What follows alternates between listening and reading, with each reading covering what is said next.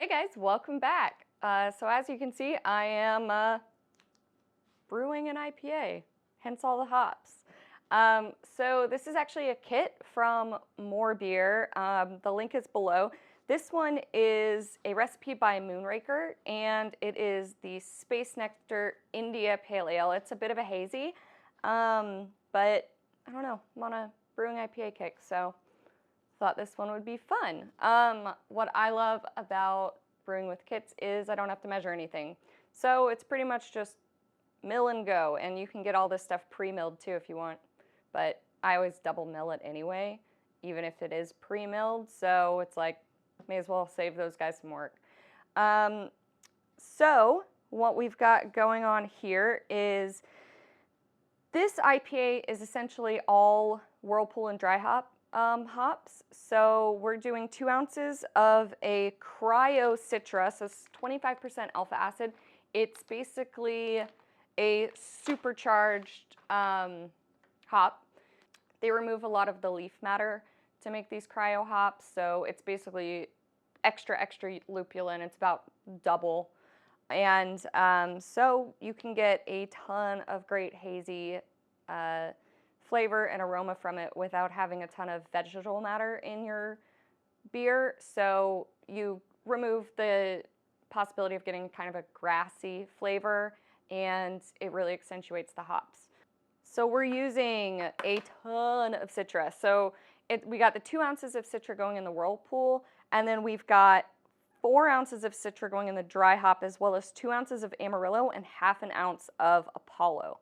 By the way, in metric, that's 56 grams of Citra in the Whirlpool, 112 grams of Citra in the dry hop, 56 grams of Amarillo in the dry hop, and 14 grams of Apollo. The grain, we're doing 12 pounds of two-row, which is 5.4 kilograms, 2 pounds of pale wheat, which is 907 grams, 1 pound of carafoam, which is 453 grams, and 1 pound of flaked wheat, which is 453 grams. So we're using a lot of wheat to give it some really nice body and head. The carafoam will also attribute to the head. So like, this head is gonna be amazing. That's pretty much it. I've got my water ready. I'm starting with 6.5 gallons of just my tap water with a Camden tablet in it to get rid of the chlorine and chloramine. And that is, I have it somewhere. So that's 24.6 liters. We're doing just a 5-gallon batch, which is 19 liters. And our strike temp is 157 or 70 degrees Celsius. And our mash temp is actually going to be 152 or 66 degrees Celsius. So it's pretty much what I always do. It's just going to be like a slightly smaller batch because I usually make 5.5-gallon batches just to make sure that I don't lose a lot of beer in my lines and I can fill my kegs up completely. And yeah, it should be a really simple brew day. I'm gonna use, I have this really cool thing. It's literally called a hangover, which is adorable, but this is like a little contraption that you can make a whirlpool with, solely by, like with my claw hammer system, it's super easy because basically I take this tube, hook it up, and then it shoots out the bottom and makes a whirlpool. So that's going to be great for our Whirlpool edition hops. If you don't have one of these, you can stir it or just, I don't know, dunk it, and it's whatever. But I'm not going to put that in until later. And I'm probably going to forget, to be honest, so if I don't do it, you can yell at me, I guess. Okay, so our water is at our 159. I've got to mill my grain still, so let's get started on that. I've had some issues with my mill lately. It's been like spinning and it's super annoying because basically you have to pull all the grain out and then put it back in once you get it working again.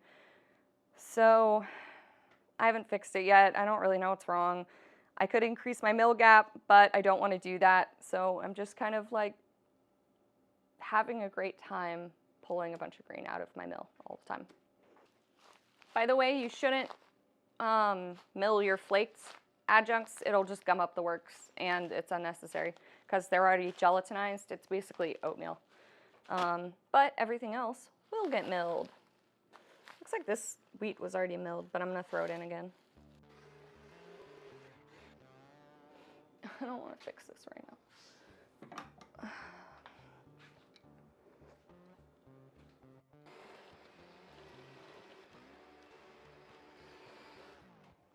I'm gonna run this through again because I definitely had to open it up a bunch.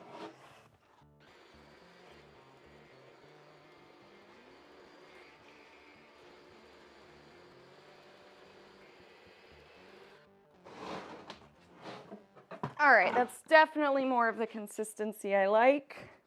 I'm gonna turn down my heat and mash in. Just turning down my heat to mash temp, which is 152 or 67 degrees Celsius. My screen's in here. It's a little bit of water for a lot of bit of mashing.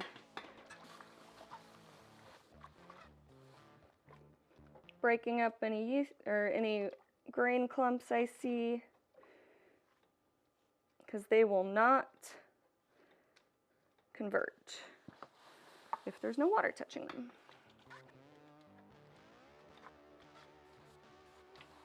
I don't even know how all this is going to get mixed with the water. There's so much grain. By the way, there's only this much grain in mine because the screen holds it above the water, above the heating element, which is why I can leave my heat on. But it also kind of decreases the amount of liquid you have touching your grain. And that's pretty typical of an electric system. This is the Clawhammer 240 volt. It's a 20-gallon system. The one next to it is my 10-gallon system. 10-gallon system is definitely more suited for like 5-gallon batches. Because this mash is so thick, I'm going to do something I usually don't, which is I'm going to run the water and recirculate it through, this is like a spray nozzle in my lid. So I'm just going to connect them. I'm just draining some clean water out of my lines. So this way, hopefully all of the grain gets converted because it's a constant circulation of water on it, so should. All right, well, I'll see you guys back here in 1 hour and then we can mash out. Well, our mash is done, but I forgot to put in my flaked wheat, so I'm gonna toss that in there for like another 10 minutes. Happens almost every time I used flaked additions. All right, let's try that again. Okay, so we've got our mash done, we made our oatmeal and whatnot.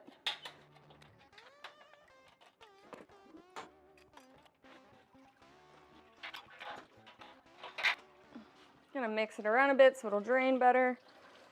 All right, while that's draining, I'm gonna turn my heat up to a boil. I'm gonna take a sample to get my pre-boil gravity reading. I don't think they gave me a pre-boil estimation and I didn't bother putting it in my calculator. So just know that this should be about a 7% beer. Yeah, it's supposed to be about a 7% beer. The estimated original gravity is 1.069 to 1.074. This might not be the best reading. So our pre-boil gravity is looking at about at 15.5. So let me just throw that into my calculator. So that means it is 1.065. So we're like right in the estimated range, I have a feeling. So we only need to gain about 0.004 points. I guess points are different, so whatever. Anyway, it seems like we're right on track. I'm gonna let this drain for a little bit longer and then we're going to get into a boil, but there's nothing to do during the boil because, actually I'm gonna throw in a Werflock tablet, but that's it. Because we're not going to add any hops until it chills. So, yeah, got an hour of free time, I guess. All right, so I ran this a little bit to get the temp down, but now I'm going to put the hangover on since it is like chilled down a little bit, I am going to sanitize this. If you put it in when it's boiling, you don't have to. All right, so it basically just clamps to the side, and then you plug that into it, and you're set. All right, so I'm gonna start my pump, and since my heat's off, I'm just gonna use bags for these hops. Kind of give it a little bit more surface area than my hop screen does. The hop screen's great for a boil, but I think it'll be better this way. So this is our 2 ounces of Cryo Citra in the whirlpool for 20 minutes at 170 degrees. So I'm just gonna knot this and drop it right in there. And I'm gonna set a timer for 20 minutes, and I'll see you guys back and we can chill it down. And I'll show you something cool you can do with the dry hop that I actually just read about online. Such a good idea, so simple, but like something you don't think about. And I'll see you guys back. Okay, so it's been 20 minutes. I'm gonna go ahead and start chilling this. I'm just literally just entails turning on my hose. We should be done pretty quickly. We're at about 160 degrees. Okay, so I got this down to about 72 degrees. That's as low as it's gonna go. My groundwater, I think, is about 72 degrees, honestly. So I'm gonna turn off my pump, throw the wort into my sanitized fermenter. I'm gonna sanitize this because we're on cold side now, so it can get infected. While that's going, I'm going to prep my dry hops. So the cool thing that I saw on the internet, which what isn't cool on the internet except for terrible things. So the idea is when you're doing pressurized fermentation, you don't really want to open it up to dry hop, right? Because then you lose all the pressure. So what you can do is throw your hops in a bag with a magnet and then another magnet on the outside. So when you're ready, you can just lower it into the fermenter, right? So I've got my 2 magnets here. All right, well, I'm just gonna go ahead and pitch my yeast. All right, so I've got Cellar Science English Ale yeast here. I'm gonna sanitize my scissors and the yeast packet.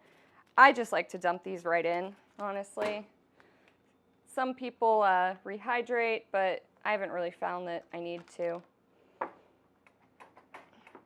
Okay, so it's all ready, right? So now we're going to basically do the same thing for all these hops. We're gonna sanitize the bags. We're gonna make sure we put in the right amount of hops, 2 ounces and ½ ounce. Oh my gosh, literally don't have to measure anything. Okay, so I'm gonna re-sanitize my bag. So this is our 4 ounces of the Cryo Citra, ½ ounce of Apollo, and 2 ounces of Amarillo. I guess I can tear these. Nope, not even gonna worry about it. All right, so that's a crap ton of hops. I'm not even done yet. Get out. Okay, so I'm going to sanitize my magnet.